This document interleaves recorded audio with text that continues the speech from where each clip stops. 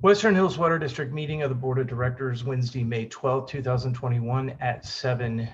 We're reconvening open session at 7 p.m. We do have a reportable action that has been taken during the closed session. The government tort claim that the Board of Directors received from Angels Crossing has been rejected by the board, and the statutory notice of the rejection will be provided as required. So we will move on now to number 5, motion approving the consent calendar. All matters listed here under shall be acted upon by a single vote of the board.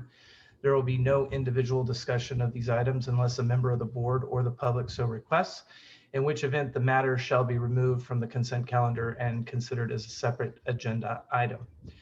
So I make a motion to approve the April 2021 checks and warrants and the approval of the minutes of the regular meeting April 14th, 2021 and the special meeting May 6th, 2021. Second. All in favor? Aye. I got one eye. Aye. 2 ayes, Matt. Thank you very much. All right. Forgive me if my sound in my ear, I have a delay still again. All right, let's move on to action items. Number 6,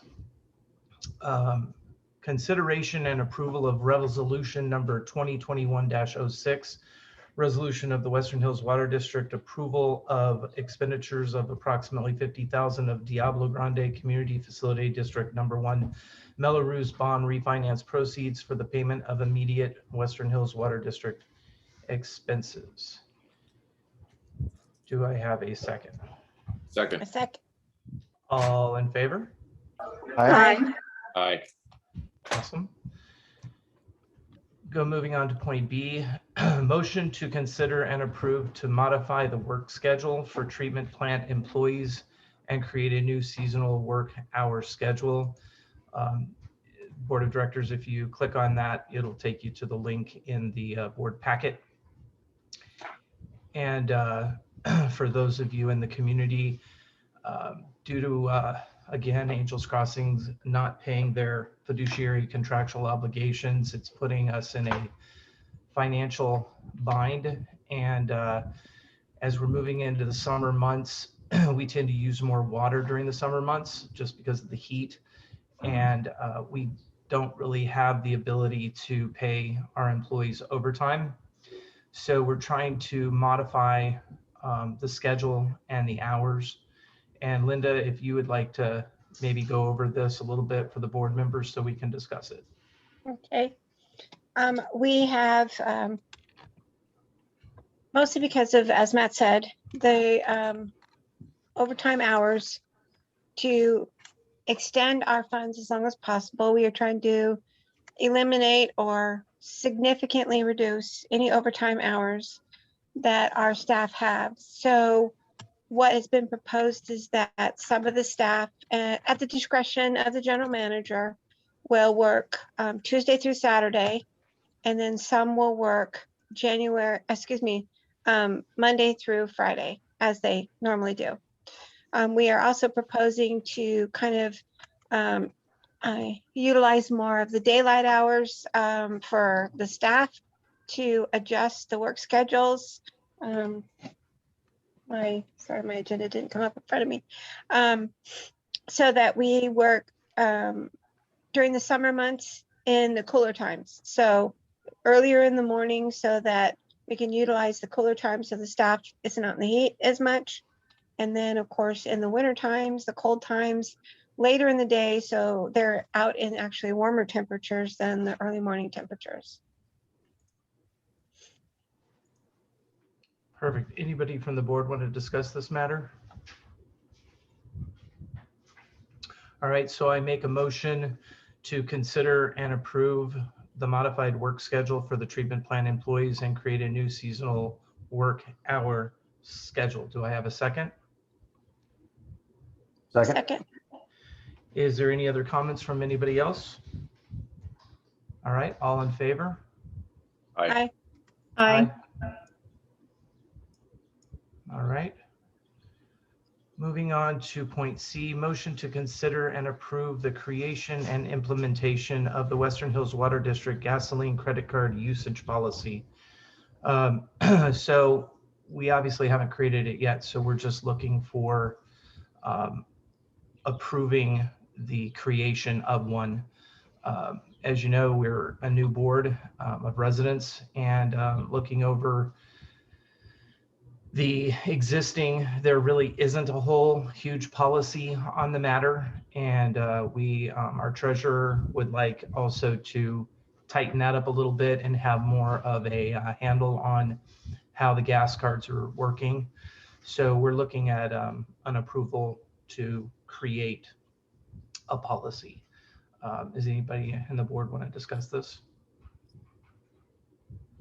All right, motion to consider and approve the creation and implementation of the Western Hills Water District gasoline credit card usage policy. Do I have a second? Second. Is there anybody else that would like to make a comment regarding this? All right, all in favor? Aye. Aye. Aye. All right, moving on to point D. Motion to consider and approve the creation of the Western Hills Water District policy to log all mileage on the Western Hills Water District vehicles. We again, looking over the current system, there really isn't anything that we're able to find that it really spells out good and clearly how we should be logging vehicle mileage, so we know how our vehicles are being used. So we're looking at approving the creation of such policy. So does anybody want to have a discussion on that? I would just ask, how would we plan on collecting that data? So that's going to be, Linda's probably going to work with our general manager on coming up with thoughts, working together of finding out what would be the best way to do this, and whether it be just logs in the truck that are actually used and accountable to the general manager in a much more profound way than it has been in the past. It's going to be between the general manager and probably Linda really working that out. And then once that policy is created, we can review it as a board at a later time. Cool, thanks. All right. I make a motion to consider and approve the creation of the Western Hills Water District policy to log all mileage on the Western Hills Water District vehicles. Do I have a second? Second. Second. All right. Any other questions? All right. All in favor? Aye. Aye. Aye. All right. All right, down to E, consideration and approval of resolution number 2021-07, resolution of the Western Hills Water District accepting the certification of the secretary regarding water code section 35041. And at this time, I will turn this over to the board secretary.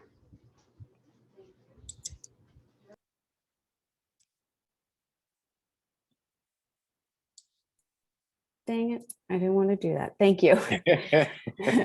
Directors, since being appointed board secretary, I've been made aware of a number of water district requirements, which may have been overlooked in the past several years. One of those duties is that the district is supposed to annually track and determine the different types of land uses and their respective acreages within the Western Hills Water District. This is required by Water Code 35041. And based on an investigation performed earlier this year, I can certify that at least 50% of the assessable area within the jurisdictional boundaries of the Western Hills Water District is devoted to and developed for residential, industrial, or non-agricultural commercial use.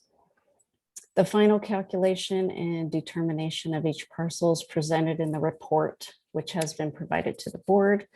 And I'm asking that the board accept the secretary's certification. Thank you, Krista. So does anybody on the board want to discuss any of this?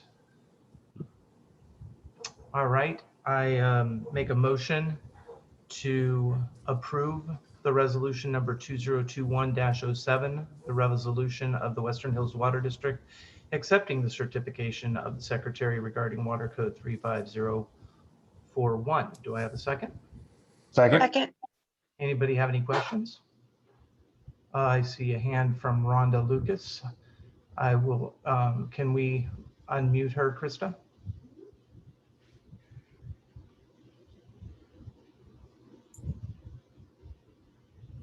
Ms. Lucas, you're available to ask your question.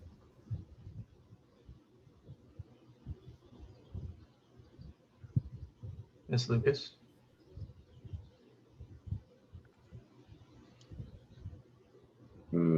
Maybe audio problems again. All right, well, we are going to move on. So we can, we'll accept your question in the comment block when we get to that.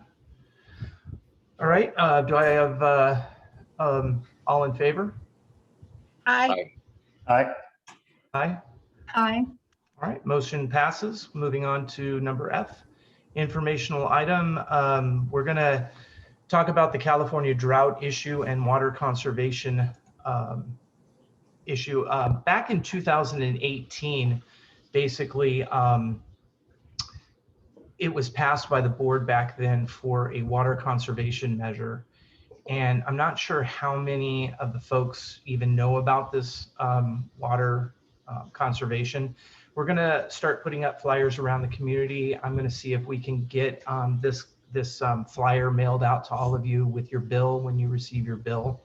But we'll post it up on the bulletin board by the office as well. But just for those of you that weren't aware, the conservation measure that was passed in 2018 has been passed every year, and it also remains in effect for 2021 and through 2022. And basically what it says is that there's no weekend watering, and the restricted times for the no weekend watering, what that is Friday at 3 p.m. to Monday at 3 p.m. And the designating water days up here in the district are Monday, Wednesdays, and Fridays before 8 a.m. and after 6 p.m. And I'm going to explain why these measures are so important here in a second. But we need to, no matter whether you're odd or even addresses, we need to be continue to be water conscious and use the shutoff nozzles when using a hose. Watering on undesignated days is prohibited and fines will be enforced. Once again, this was passed back in 2018. We've carried it over. We're in a really serious drought year, very, very serious drought year. And it's really imperative that we all hold to this. And we're gonna do a lot more talking about this. We're probably gonna bring it up more meetings. We're gonna get it out there on social media as well. But one thing to be, a lot of people don't understand is water is made during the week, and then it sits up there in the big giant tower and comes down to us. And we have to have enough water to get to the homes and everything by the time the workers come in on Monday morning and start making new water. And what we've been having is a real problem with massive amounts of water being used over the weekends. And it will cause us to have to bring employees in to work on the weekends and make water. And that's why we're kind of looking at changing the schedule so we can get a worker in. But once again, it's imperative that we really reduce the amount of water on the weekends specifically, but we also just need to be water conscious moving forward just because we're in such a drought. So I'm just asking for everybody in the community to please help us out in that regards. And we will be doing the fines and everything if it gets out of hand. So please, everybody, as we're starting to move closer into the summer months, and we've already, looks like we're starting the summer early, please be very mindful of the amount of water that's being used. Okay, and we'll get more. Yeah, go ahead. Sorry to interrupt No, you. sure. No. Just want to clarify that this applies to everyone, right? Not just if your front lawn is automatically watered. So yeah, let me answer that. The COA and the HOA are considered commercial entities, and our general manager will be working with the HOA and the COA from a commercial standpoint to figure out how best to handle the watering of the yards that are maintained by the HOA. It is imperative that people don't go shutting off water boxes that don't belong to you, that belong and are run by the HOA or the COA. We are going to be working with them in the weeks ahead to get a handle on that, because there is HOA water and COA water that waters in the early morning hours of Saturday. So starting like at midnight, and they water all the way through, and even at 5 in the morning on Saturday mornings. And that is a major problem. But we can't just stop that until we have a solution. And so our general manager will be working with the HOA and the COA on how the irrigation from a commercial standpoint is going to be maintained. So yeah, don't be messing with the water meters. If you see your water, the front lawn watering, and you're on the HOA, we're working on that, and we're going to be working on that very quickly. But yeah, so I hope that answers your question, Chris. But to clarify one more point, then, for folks who are not on auto watering HOA maintained yards, this really applies to us. Yes, it does. Okay, got it. On the weekends. Yep. No watering. The restricted times are Friday at 3 p.m. to Monday at 3 p.m. That is correct, sir. Matt, can we go these fines that you're talking about? Can we kind of clarify what exactly that would be? Yeah, not in this session, because we don't want to go rehash the 2018 policy right at the moment. We are going to be working on that, and we'll bring that to you. I can tell you that in the next week or two, or before the next meeting, fines aren't going to be hitting anybody's pocket. We had so much going on in this meeting that we weren't able to get everything put together. This is kind of our first kind of, hey, there is this conservation program that's been in existence since 2018. A lot of you probably aren't even aware of it. I'm just kind of introducing it tonight, but the policy does state everything that I just stated, and it has continued. And we will have more to come on this, and we'll have it broken down for everybody. No fines are going to happen immediately, but I can tell you, if you're just blasting water or something, you might receive a letter that says you're one of those people, stop it. But we won't be introducing fines until everything is put out in front of you guys, because 2018 was a long time ago.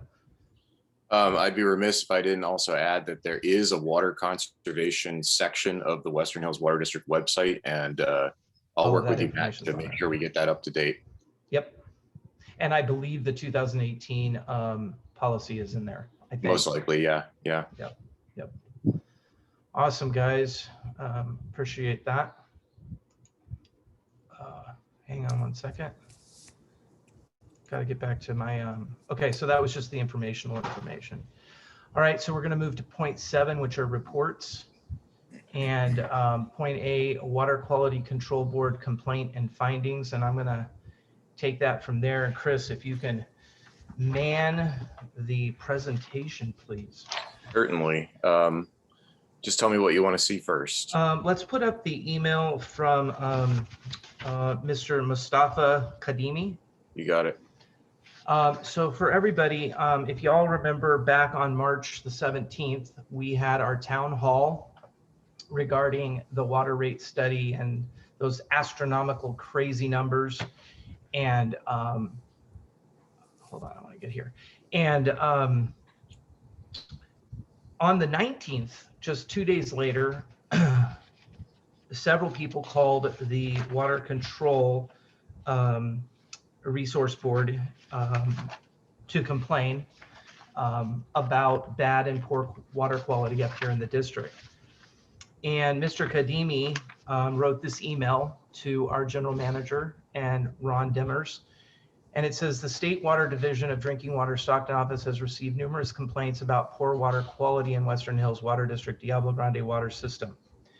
And he specifically is mentioning one customer, and I'll explain why in a moment. The customer wants to remain anonymous and complained about taste, odor, and color.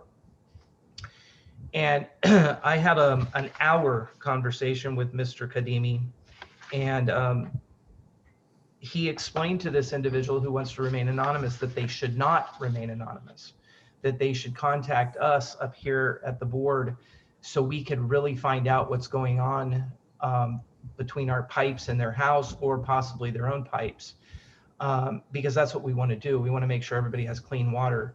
But Mr. Kadimi also told the individual that all of our tests are within state standards, and we have our water up here, guys, tested every single week, week after week, every week. And he showed the individual on the website how all of our tests are perfect. And so he really emphasized that they should probably not remain anonymous and contact us so we could come to their house and check to see if there's the connection between us and their house. Maybe there's something wrong there and we need to fix it, or it could determine that there's something wrong with the pipes in their home. And either way, you want clean water. And so the person said, no, I really want to make this complaint. So the complaint was made. And anytime a complaint like that comes in, we are required, they contact us by email like this. And as you see, if you read this, and we'll put it on the website as well, that we had to do 2 additional testings while we're still doing our weekly testing. So every week we do the testing, but then we had to do 2 more testings 7 days apart.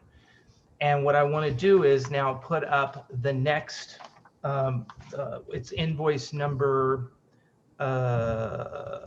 ending in 553, AEO 7553. So this will be put on the website so you can all read it for those of you that really want to. But this was the first test. And this test came back with everything in the absolute normal zone, everything. Absolutely nothing wrong with our water. And it cost us, if you put up well, it's right there, $4,020 it cost the Western Hills Water District to run this test. So then 7 days later, we had to do another test. And if you could put up invoice number, I got it. 967. Yep, 967. If you just scroll up again, this test, and we will put it on the website for all of you to read, scroll down, so we can see the price. This test again cost the district another $4,020. So I just want to reiterate that our water quality here at the district is perfect. It falls within state standards. And anyone who feels that they have a bad smell or something wrong with your water, please do not hesitate to contact our offices so we can send somebody to your home and inspect the situation. Because the water coming out of the treatment plant is perfect. It's within every standard that we are supposed to be within. And we don't want to keep having complaints go through, costing the district all this kind of money, if it could be simply managed with a phone call to the office and us be able to go to your home and check your water, check your lines, check your pipes, the things that we need to do to find out if we have an issue on our side that needs to be repaired, because we might, and we will never know if we don't know who you are. So please, I encourage you, don't remain anonymous. If you really feel that there's a problem, contact us so we can help you immediately. Okay, but I wanted to let you all know that the complaint came through. We did everything that we were supposed to do. All the tests came back perfect. And if you still are having problems, whomever you are, please, please, please contact our office so we can look into what is causing the problem at your physical location. Okay, that's what we do. That's what we're here to do. We're here to serve you in that respect. All right. All right, thank you. We can go back to there we go. And then stand by while I try to get my presentation back up. There we go. Okay. So that's my report. So now I'm going to turn it over to the Western Hills Water District Finance Audit Report. This is a presentation being done by our treasurer, Mark Kovich. This is the long waited for financial review of our district. So Mark and Chris, I turn it over to you guys. Okay, thank you, Matt, very much. First of all, this is just one report that I want to give the community right now. I am still doing a lot of investigation, forensic auditing of the district's finances. I can tell the community that I've looked past several years of bank statements and accounting. There's a lot of things in there that are being looked at that could be discussed, but for keep this simple and short this evening, I just want to give an outline to the community as far as historically what has occurred financially with the water district and what our costs are to run the district and some other incidental things that I think the community really needs to understand what's going on. So Chris, if you could go ahead and put up the presentation, I'd appreciate it. You got it? Yep, next slide. So I'd like to let the community know that, I've been in this role since January. So it's been February, March, April, part of May, a little over 3.5, maybe 4 months. I've put an inordinate amount of time looking at the numbers. I've reviewed a lot of things, and I want to let you know that the sources of information that I'm going to disclose to you this evening come from many. The audited financials, which are the actual audited financials that's done by the accountancy firm Cropper. Our bank statements. I've worked with Wells Fargo for the past 3 or 4 months, pulling all bank records for several years as far as back as we can go. Our accounting software that runs the system as far as the accounting, emails that have been communicated with officers, directors, customers, anybody who has inquiries as far as the district, and interviews with district employees and directors. Next slide.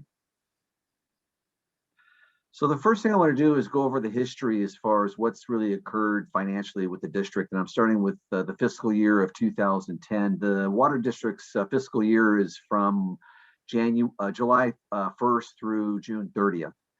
So, when World came in here, when they purchased Diablo Grande out of bankruptcy back in the fall of 2008 and started up and running things a little bit, the first year revenue with the district was about $940,000. We had a lot fewer homes back then, and that you can see that there was loss with the district of about $2,600,000. This is an accounting loss.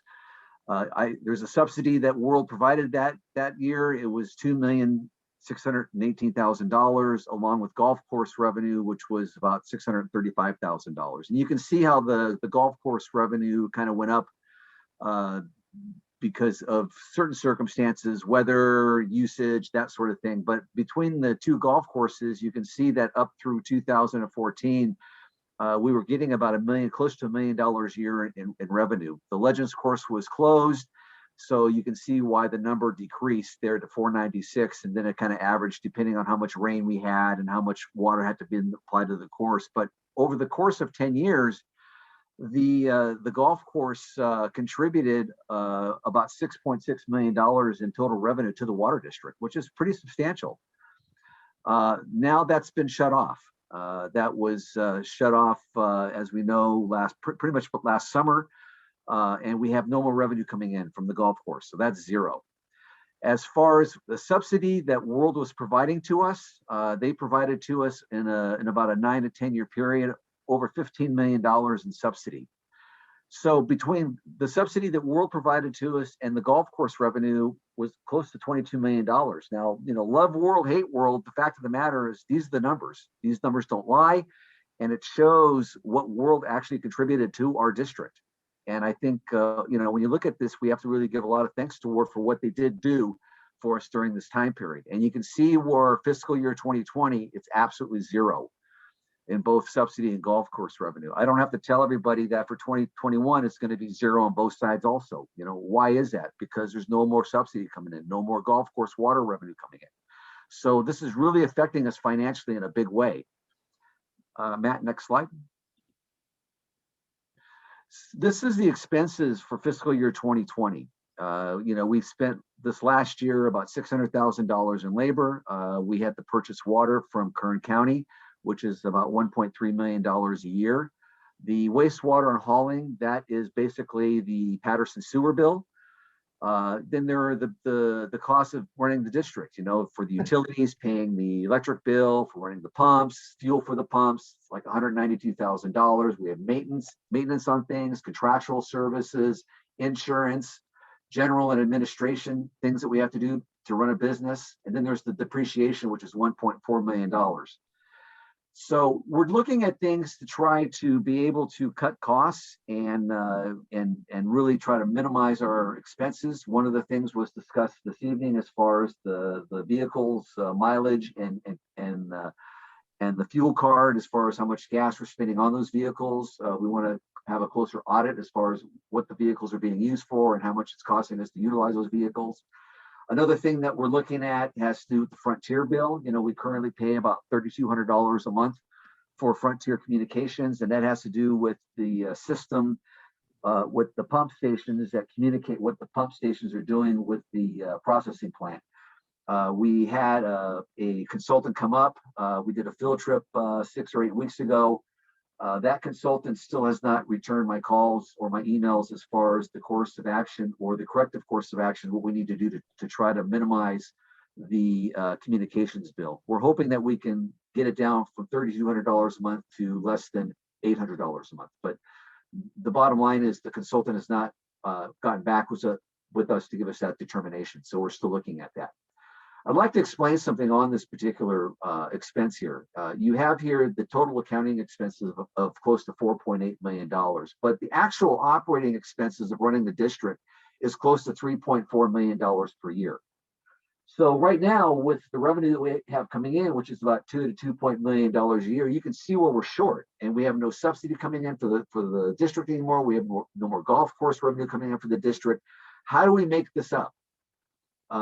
Declaring bankruptcy on the district really doesn't solve our problem. The main debt that we have on the district is from two sources. It has to do with Viola Water Company, who was the contractor who used to service the processing plant that we owe close to $5 million to. They haven't pursued us in a long time. We don't know what their intentions are with it. And then there's the $16.5 million loan that we all know about that's been discussed over and over again. Those are primarily the two major debts that we have. There are other debts that we have that has to do with the Belarus bond, but that's things that we cannot eliminate. So the bottom line is, even if we declared bankruptcy and wiped out those two items, the old water and the loan to the district, it doesn't solve our problems. We still have to have $3.5 million just to keep the district operating. That doesn't include something breaks. We have a major pump that goes out or some infrastructure problem that needs to be repaired. That can be several $100,000. How are we going to pay for that? Yes, we do have Belarus money for the refinancing, but that's limited also. That's not going to last forever. So you can see that we're in real dire straits here financially. We need additional income. And the only way to get this additional income, as we all know, is we need more hookups. We need more hookups. We need the golf course operating, and we need a developer who is going to actually develop and pay these bills to help keep the district solvent. Next slide, please. This is something I wanted to share with the community. I know it's come up in discussions. I've seen things on social media about this. And this has to do with what the golf course water rate is. Okay, back in July of 2009, it started out at $350 an acre foot. And in the end, the last rate that we've been charging the golf course, which was World, was $16.93 per acre foot. The course is metered and the course was irrigated with raw water. Now, I want everybody to really understand that these rates were not established by this board that currently runs this water district. Okay, these rates were established by the board of directors who had unilateral control of this water district, which was World International. Now, why did World International, raise the rates? I really don't have an explanation for that. That's something that World would have to explain to us. It's my understanding that some of the rates were increased because we as residents had done a Proposition 218 protest to not pay for more water ourselves. And I believe consequently, World felt as though they were going to take more of the obligation, which they did if you see these rates. But the bottom line, community, is that these rates were established by World International, not by this current board. Okay. Chris, next slide. Wanted to point out a letter. I think some of you have already seen this already. This was dated back in August of this year. It was written by Jim Miller, who's no longer, I understand, part of this development with Angels Crossing. But there's a lot of verbiage in here that gives commitments as far as how Angels Crossing is going to go ahead and make good as far as paying the water district. Obviously, that hasn't happened, but this is something I just want to point out again to the community, and that this letter is posted online. Feel free to read it and see for yourself. Chris, next. There are some things I wanted to share with the community this evening as far as what's occurred with the control of the Western Hills Water District by World International. And here are the facts. In the fall of 2017, World International, they stopped paying Belarus payments and they stopped paying property taxes. Okay, that's been going on now. We're coming on 4 years with this. There's a lot of money that's owed to both the bondholders of the Belarus bond and the residents of this county. This was something that was assigned over to Angels Crossings. We all know that they haven't paid for it yet, but the fact of the matter is this keeps continuing to build. The longer that we go on, the bigger the tax bill is going to pile up and the more the penalties are going to be. In the spring of 2018, the Western Hills Water District Board of Directors, under the control of World International, retained Lavelle Law Group to do a foreclosure on the properties that the taxes were owed on. The district paid Lavelle Law Group $169,000 for this. They never filed a foreclosure lawsuit. Things were delayed for a number of reasons. And also to let the community know that Lavelle Law Group coincidentally resides out of the same physical office as the board president at the time, Guillermo Marrero. Some of you may look at this as a conflict of interest. Our board has discussed this as far as what's occurred. I just want to share this with the community and you can judge for yourself. Another thing I want to point out is in June of 2019, World International stopped paying the subsidy into the water district and stopped paying water to the golf course. So that's really hurt us. Again, we're going on 2 years now, coming up this next 2 months, where we've had no subsidy and no payment for water for the golf course. Next slide. So the conclusions that I've made so far is that Western Hills Water District, under the control of World International, has had control of the water district until about December of 2020. Actually, you know, we know that there was a deadlock in the fall and that the World actually had unilateral control of the district, I want to say in May or June. But this current board did not take control of this water district until this last December of 2020. There's been no subsidy or any other things provided by World since 2019 or by Angels Crossing in both subsidy and water revenue. And also I did a lot of research as far as what did Angels Crossing do as far as due diligence prior to signing their AANR, the Assumption Assignment and Release Agreement. And what I've uncovered so far, and if somebody can prove me wrong otherwise, I'd be happy to hear it. There was virtually zero due diligence done on the district. There were a couple of emails that were written that were real simple, had to do basically with about property that the district had purchased from World, but that was it, folks. You know, I know that Angels Crossing was in talk with World for a very long time, for at least a year that I know of, yet I don't see any evidence that Angels Crossing ever did any due diligence. There were never any FOIA requests that were requested. There were never phone calls that I know of that were conducted, or meetings or conference calls, zero. That's just what I know based on what I've researched so far. And unless someone can show me otherwise, I'd love to hear it. Next slide. So as your officer and treasurer of this water district, I've spoken to a lot of the community. They'll attest that I return phone calls, and I'm happy to speak with anybody about this in detail. If you have questions about the accounting of the district, any of the financial aspects of it, it's a matter of public information. I'll be more than happy to discuss it with you. So I encourage you to call the district office, leave a message, and I'll call you back within 24 hours and discuss with you any of the details that you'd like to know about this. So that's really it that I have so far. And again, I'm still doing a lot of research, and I'll report more as I learn more, but I didn't want to belabor this into a lengthy, detailed report. I just want to show the community at a high level what's occurred financially with the water district, so you have a better understanding of what we're dealing with. So if anybody has any questions, I'd like to go ahead and answer them. Really quick, just want to make a correction. When Mark was speaking about bankruptcy, I just want to be clear on this. We would be a Chapter 9 bankruptcy, and even the water debt with Kern would not be able to be eliminated. I just want to make that clear. The water debt would not be eliminated under a Chapter 9 bankruptcy, nor would the sewer debt with Patterson. So there are some things that could get rearranged or changed about, but the two biggest would not. Just wanting to clarify that, or two of the biggest. Even if you could do that, even if Kern County gave us free water, it doesn't solve our financial problems. That is true. That's right. Correct.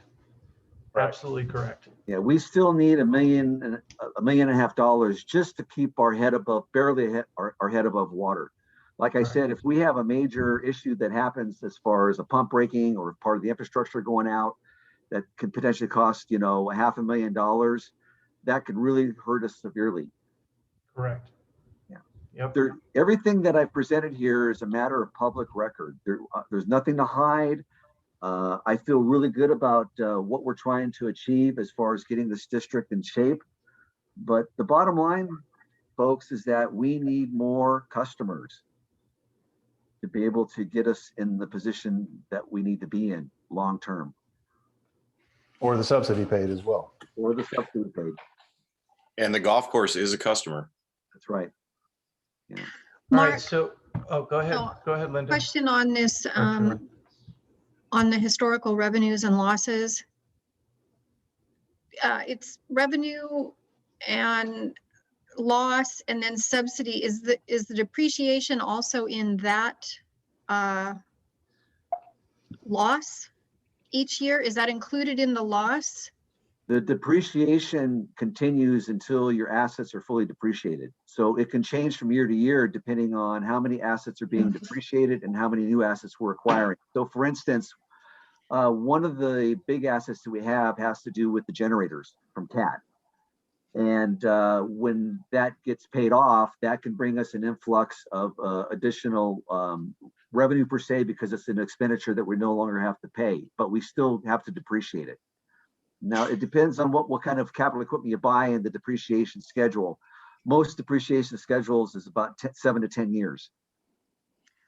Okay, yeah, I guess what I'm looking at is if you go back into the financial reports that are online, is in this particular loss, is the number for the depreciation in that Okay. loss? Yes, Chris, can you go back to the expenses slide? Sure thing. Okay. So if you look at the expenses here, you'll see that the total accounting expenses for this last fiscal year was close to $4.8 million. Okay, but the actual operating expenses is close to $3.4 million. So theoretically, if we had $3.4 million in revenue, that we would have be basically breaking even, but that wouldn't mean that we're having the accounting would be even, because you still have to depreciate off off the books your capital equipment. Right. And if I may interject real quick, for people who don't know depreciation, the main reason you depreciate a piece of equipment is so that you're setting aside money to replace that piece of equipment. So as Mark is talking and he's saying, yeah, we'd be able to break even, but then say one of the generators lives out its life and needs to be replaced, we have no money to replace it. I guess what I'm saying is if I'm looking at the financials, like if you look at 2018 for loss and revenue, and I actually go to the Western Hills Water District, June 30th, 2018, and it has an operating loss of 2,630,582, which is right here on your 2018 loss. Right. But if I go back, I just wanted to understand or make sure if anybody understands, make sure I'm understanding this right, because the depreciation essentially is, I see what you're saying with depreciation, but it's not an actual expense that year, meaning it's a deduction or you're writing it off, but you would add that back to the operating loss, and that's your actual net financial amount of money. You're in the hole. You're still in the hole financially speaking, as far as the accounting goes. No, I understand that, but yeah, that's what I'm looking at. Right, and if For you the notice, actual dollars. if you notice on this graph here, the years between 2017 and 2018, there's two factors that cause this. First of all, you see a dramatic reduction in revenue from 2017 to 2018. That's because in 2017, we had a lot of money coming in for the water banking program. It was a wet year that year. We were able to sell back to other water districts. And so we had a $500,000 windfall per se. And then it got reduced by 500,000, which exacerbated or worsened our loss for that particular year. Yeah, I guess what I'm saying is regardless of this loss that's showing, the amount of income needed to offset that loss, you're getting that depreciation on the financial report anyway. Yeah, we already purchased the capital equipment. The money came from came from different sources. It could have been revenue from the district, could have been from the Mello-Roos bond, and then it's depreciated. But like Linda has stated, the capital equipment is only going to last for so long. A vehicle only lasts for so long. A pump only lasts for so long. So at the end of its depreciation, the expectation is you need to replace it. Mm-hmm. So we're going to need money to be able to do that. So I don't want to get people confused to think, oh, well, we're okay because it only costs the water district $3.5 million a year to operate, which is true, but we have to look out for the future. What other we don't have a reserve. We have to purchase when we have to depreciate all the assets. We don't have a reserve either. That's important to know. Yeah, the reserve's been totally tapped out of the Mello-Roos. Under the control of World International, they did that. Okay. Any questions? Let's just finish up with the last report, and then we're going to be going to public comments and let everybody ask their questions there. Sure. Is there anybody else director-wise that wants to make a report? I have a report to make. I am reporting on, some of you may recall, we formed a solar analysis committee back in, I believe it was April. And we've completed that analysis, and here are our findings. First of all, let me thank Mr. Bob Ellerby. He's our local solar expert, if you don't know him. And he was extremely instrumental in figuring all this out. So thanks, Bob. Bob. It turns out that unlike PG&E, TID does not allow for something called meter aggregation. And what that basically means is that, and I may ask Bob to correct me here, or he may want to pipe up. Just raise your hand, Bob, if I get something wrong. But basically it means that we have different sources using TID energy. And if we wanted to replace that with solar, it would require us to create a solar installation at each one of those points. So all the pump houses, the treatment plant, anywhere else that we're consuming power. If we were allowed to aggregate meters, we could build a larger than we needed solar installation up at the plant, maybe perhaps if we had enough land area.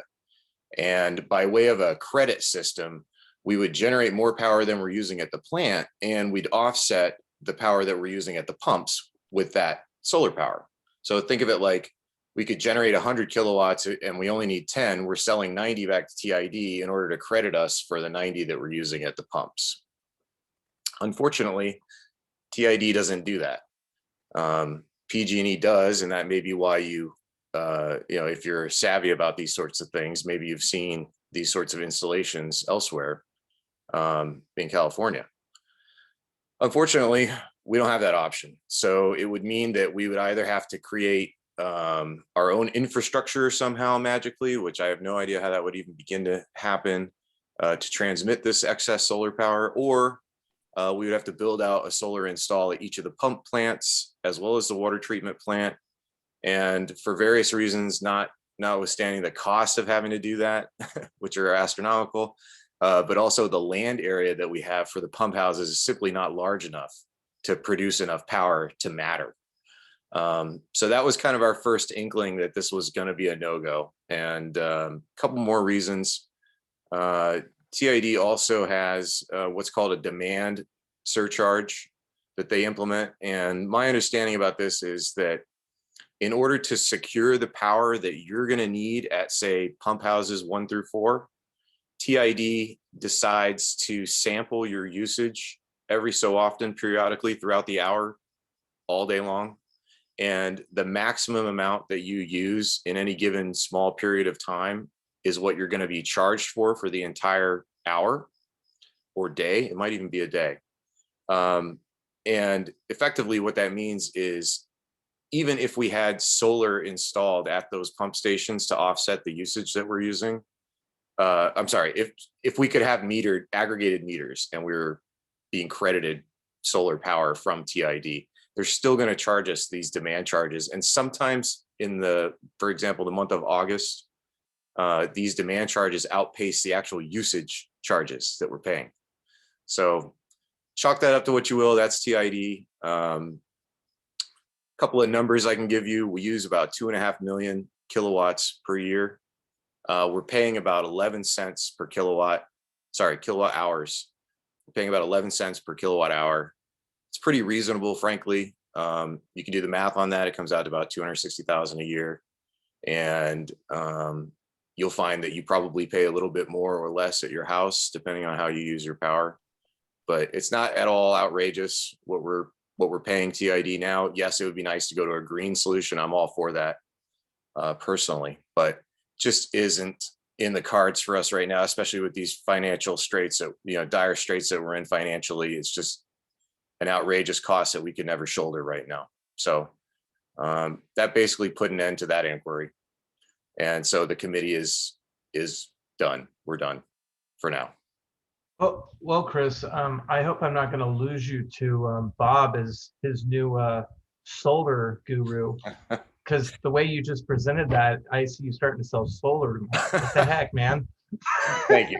I'm just a mouth. I'm just a voice piece here, That was great. But Bob really did a great job. I know Doug chimed in a little bit. Doug Moore also helped out on this committee, and I just want to say thank you guys. That's the kind of community assistance we need. Frankly. Yeah. Thank you, everybody. Thank you. Seriously. Thank you. Much appreciated. All right. We're going to move to section 8, public comments on items not on the agenda. Interested persons in the audience or by teleconference are welcome to introduce any topic within the district's jurisdiction. Matters presented under this agenda item may be discussed, but no action can be taken by the board at this meeting except as follows. First, brief respond to statements made or questions raised. We can ask a question for clarification. We can provide a reference to a staff or other resource for factual information. We can request staff to report back at a subsequent meeting, or a board member or the board itself may take action to direct staff to place the matter of business on a future agenda. With that, we will take questions, and Ms. Lucas, I'm hoping your mic's working again. Let's start with her. She's been waiting a while. Can everyone hear me? Yes. Yes. My first is a question of clarification. As you know, I tried to speak on an action item up above. So will I be allowed to speak on that action item Yes. separately, as well as ask my questions of Mr. Kovich? Absolutely. Okay. Thank you very much for that. With respect to the treasurer's report, Mr. Kovich, I do have some questions. Thank you very much for the informative report. On one of your slides, you stated that usage by the golf course is metered. So pursuant to the Public Records Act of California, please provide me all meter readings for golf course water usage for the last 3 years. Those can be emailed to ralucaslaw@outlook.com. And I will gladly send a follow-up email to Ms. Ashley Wilkins with my email address.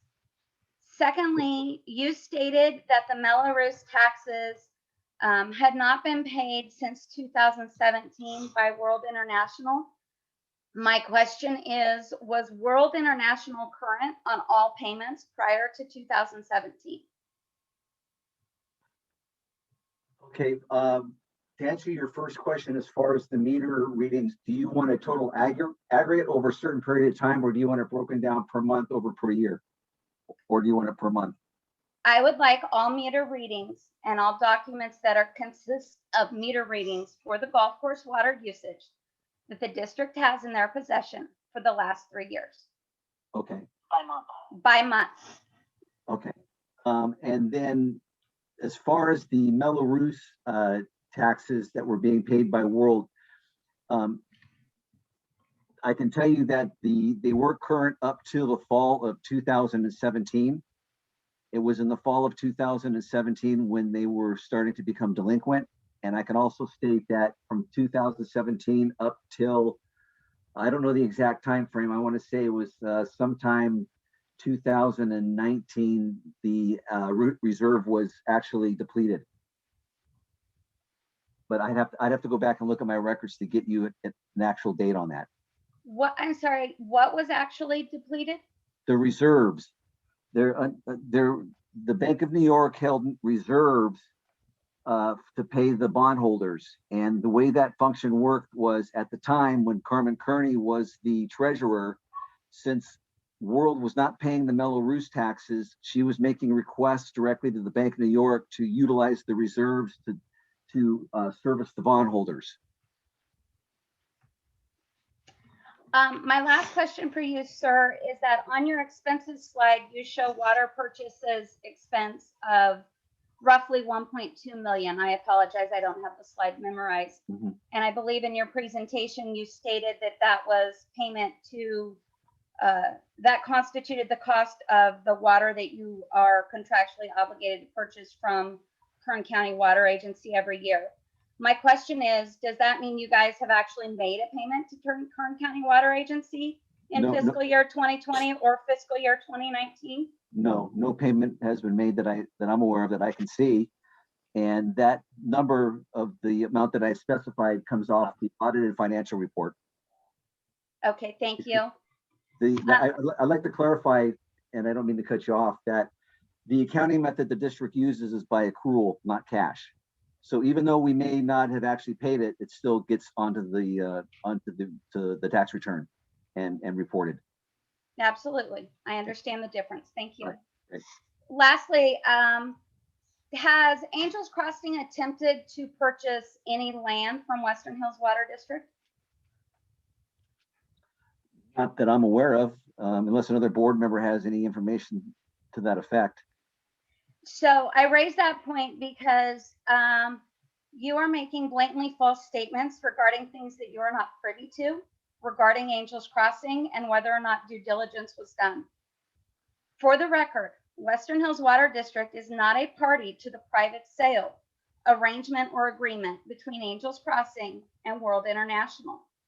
You have no idea what due diligence was or was not done, and your statements are slanderous to my client, Angels Crossing. And I would respectfully request that you refrain, and the district refrain, from making slanderous statements about Angels Crossing regarding things to which they are not a party to and have no idea what actually did or did not occur. Well, Ms. Lucas, Thank you. I've already given you my disclaimer up front, and I've told the community and on this call that from my perspective and the investigations that I have done, this is what I've uncovered. If there's other information to the contrary, then so be it.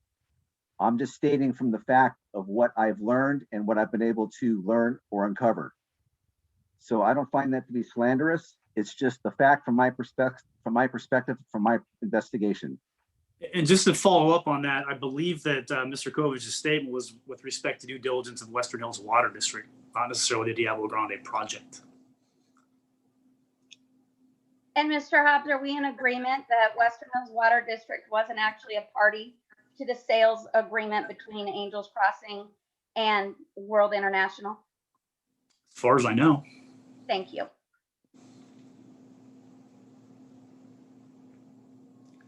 I don't want to monopolize the time. I do have comments and questions regarding your previous action item where I had technical difficulties or we had technical difficulties.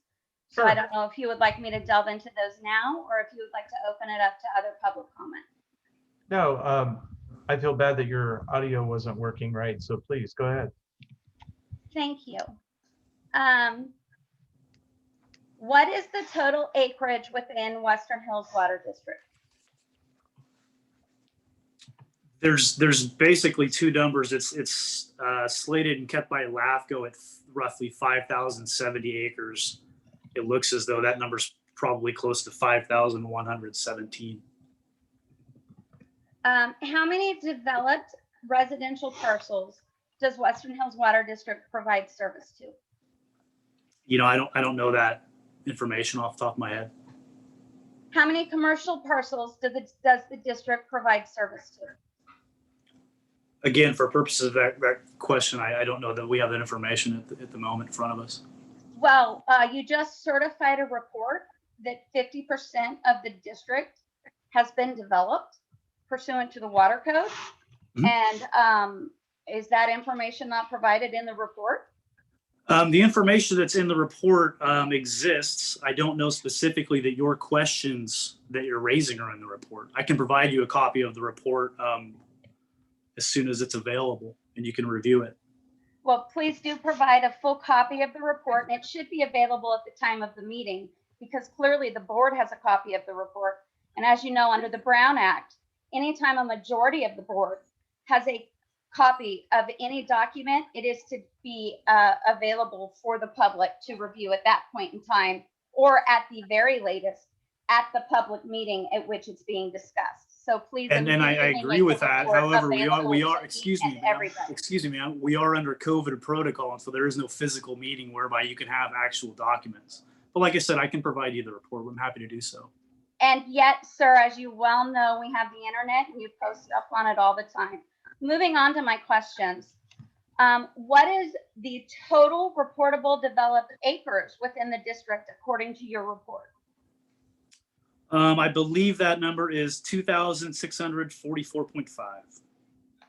Were any parcels within the district excluded from your methodology? That's a very broad question. It's pretty clear. The report should lay it out. And it might. That's what I'm saying. I don't know. I don't understand your question by excluding any parcels. Sir, were any parcels within the district excluded? Again, Ms. Lucas, when you conducted I'm not here to be deposed by you. I'm not trying to be contentious with you. The report Mr. says Hobbs, what the I'm report actually says. not even directing questions to you. I was hoping to have conversation.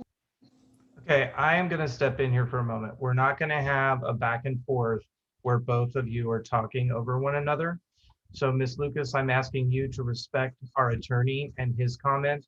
And then Mr. Hobbs, if you would let her answer or ask her question fully.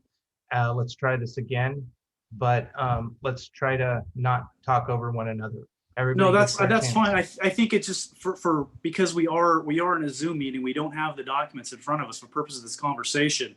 Any specific questions should be refrained from because we don't know the specific answer to because I don't know what your questions are. The report states what the report states. I've asked her to unmute. I think that's working. Krista, if you can yeah, there we go. Very well, understood. I look forward to getting a copy of the report. Can you please let me know, if you do know it, when was the last time this report was done and provided to the Stanislaus County Assessor's Office?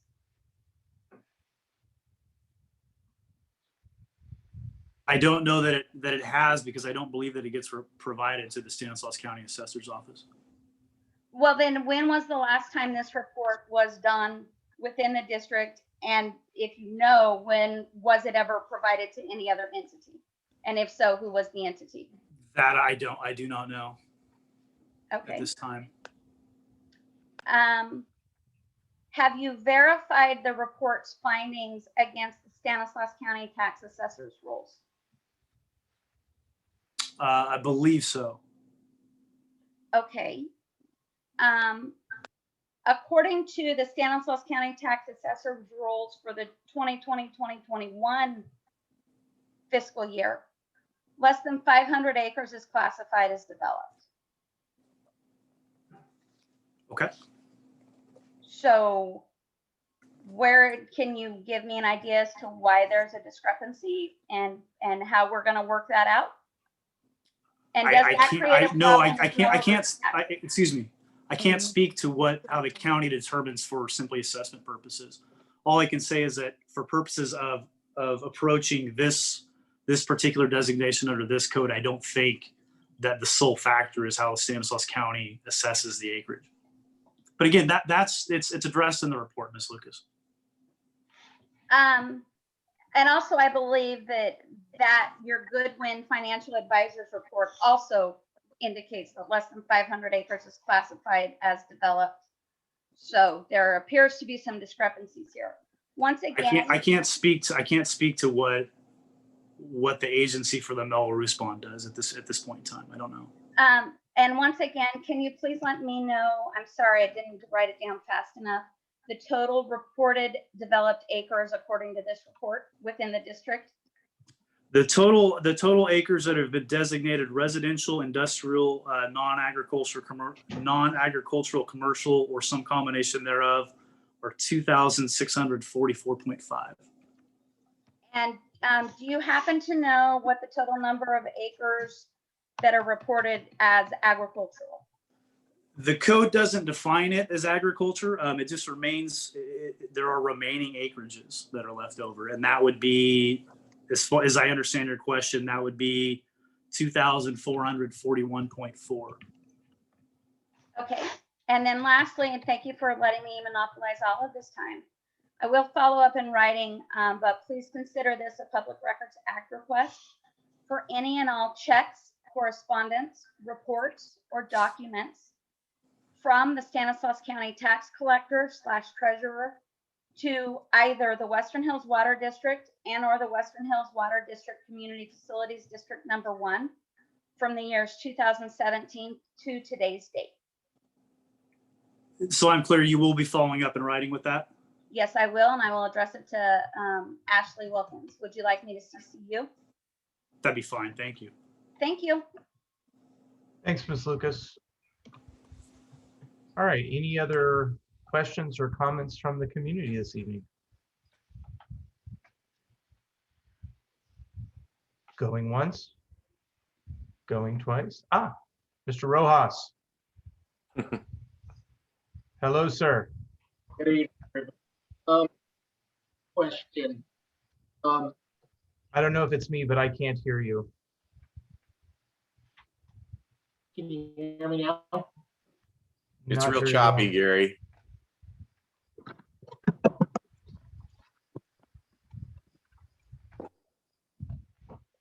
Good evening, guys. Can you hear me now? Yes. Okay, great. Sorry about that. Hey, just wanted to try to get an update. Has there been any payments made by AC on the parcels that have been left unpaid? No. And then just a follow-up question, the foreclosure process, and is that still going forward as we speak? We can't discuss the process, but I can tell you that the attorneys that we have hired are working.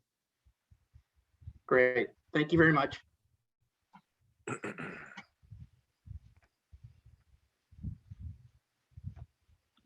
Mr. Ellerby. Thanks, guys. Hey, thanks for all your hard work. I really appreciate it. Are you able to tell us more about this I'm going to use probably the wrong words, lawsuit from Angels Crossing to the district that was mentioned earlier? David? I referred to Mr. Hobbs on this one. No, I mean, other than this point, they filed a claim and the board rejected the claim. I think the claim may be a public record, though. I need to double check on that. Okay, so we don't know what it was for, or we can't disclose what it was for, or how do we find this out? I don't think at this point in time it's appropriate. Okay. Thank you. Sure.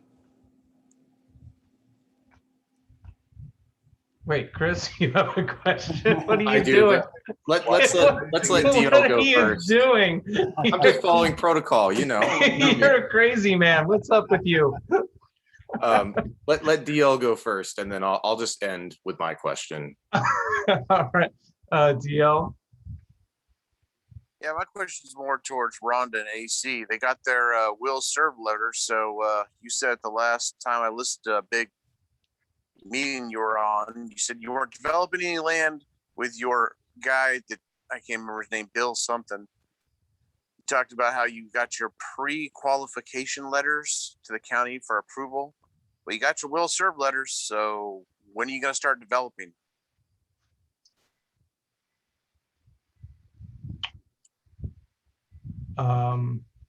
We can't answer that question. I don't know if Miss Lucas would like to. If she does, she can raise her hand.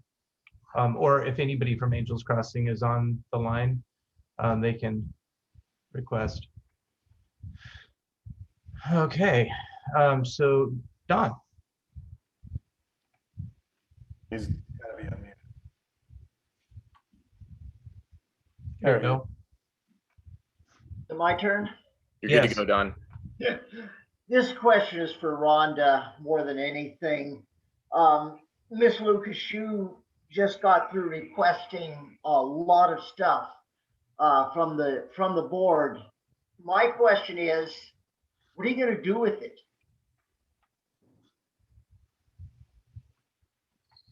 You're going to build something.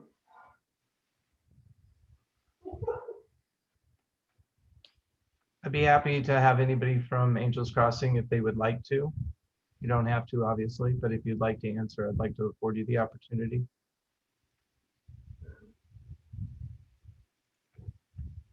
She can't answer the question. She can't fucking answer it. That was just a ploy. Any other question from you, Don? No, that was my question, and I apologize. I forgot I was unmuted. Don't worry, we've all said worse. All right, Mr. Blessing, what is your question? Well, my question is by way of another resident here. He was asking me about the state of the golf course and noting that some of the weeds are reaching 2, 3, 4 feet tall, and curious about the responsibility of the owner with regards to fire protection for us, because it's a large swath of land right in the middle of all of our homes. And he would like to know if any action is being pursued by the water district, or if it's even in our purview, or if it's more of an HOA thing, or if the owner has, perhaps by way of the COA or something, discussed it with anyone. I don't have any answers, and I don't even want to try to answer for the COA. I can tell you that every year the CAL FIRE come around to each one of our residents, and they take a look at, you know, the fire breaks and making sure everything is cleared off, and they give you like a little citation thing saying that you're good and you're clear. And just a little fun fact, keep those, don't throw them away, because if your homeowner's insurance decides to go up a little bit, you can show how CAL FIRE has cleared you and given you a clearance, and that could help save you on some insurance. So just a little fun fact on that. Really good point. But I'm assuming, I guess it's hypothetical, but I'm assuming that Cal Water will be taking a look at the CAL FIRE land up here. CAL FIRE. And yeah, CAL FIRE will be taking a look at the land, and I'm assuming, I could be wrong, but I'm assuming that they will probably give something over to the owners that tell them that they need to get this dealt with or taken care of, or they could probably face fines like we homeowners would. I would assume that that's going to happen, but I don't know anything factual on that. I'm going by the way it works for us homeowners. We will get fined if we don't clean it up. I'm assuming that that would be the same for them, but I could totally be wrong. Thank you.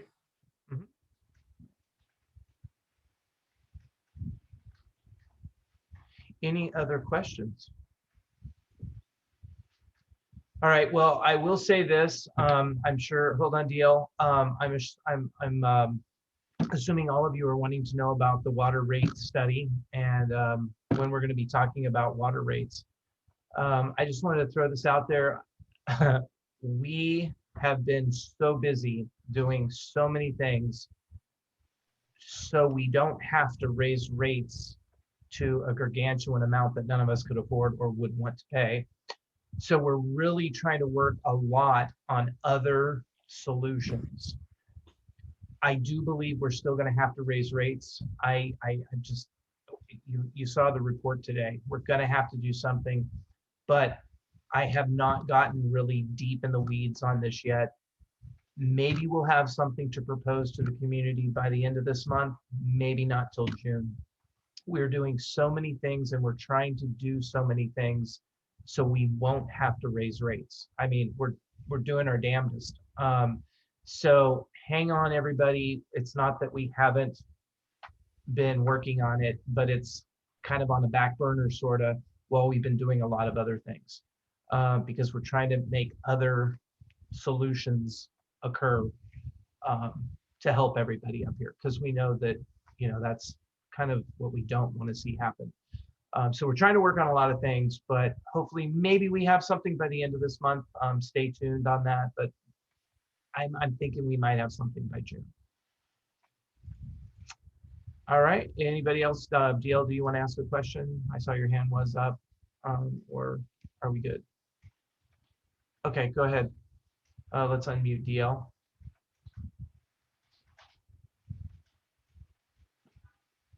You're unmuted, go ahead. Yeah, since Ron didn't want to answer the question about AC, I see Bill Skinner's on the line, and he was the one that talked about the pre-consultation. So maybe he can answer if they're going to start developing now they got their will serve letters.